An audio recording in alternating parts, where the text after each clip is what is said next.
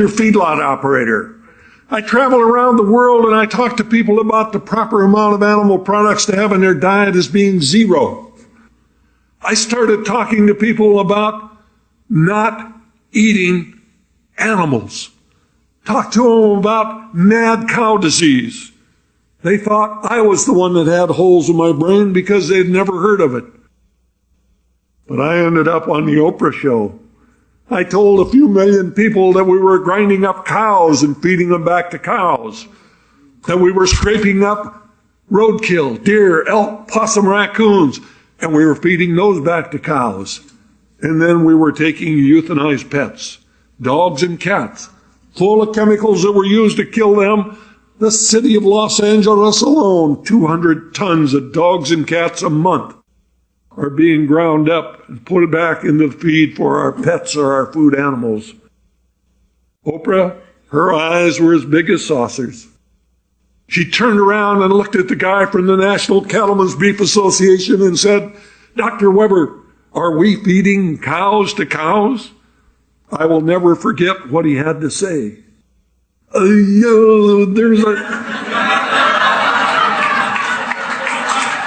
a limited amount of that going on. Well, the next thing out of Oprah's mouth got us sued.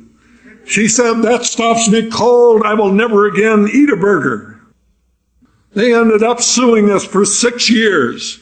Hundreds of thousands of dollars defending our right to tell the American people the truth. I want you to realize sitting here today that if we don't deal with the truth, if we don't realize the fact that the majority of Americans today are dying from pain inflicted by their fork, we're digging more graves with our fork than any other tool that's out there. When the boat people came to the United States, a little under 300 years ago, we had the deepest, richest topsoil on the face of the earth. In 300 years, we have lost 75% of all of the topsoil that was here. It takes 500 years to produce an inch of topsoil. We haven't been here long enough to produce an inch of topsoil, and we've lost 3/4 of what was here. If we are going to survive as a Homo sapiens species, we need to understand the fact that 80% of all of the grain that is produced in the United States of America today is stuffed down the throat of an animal.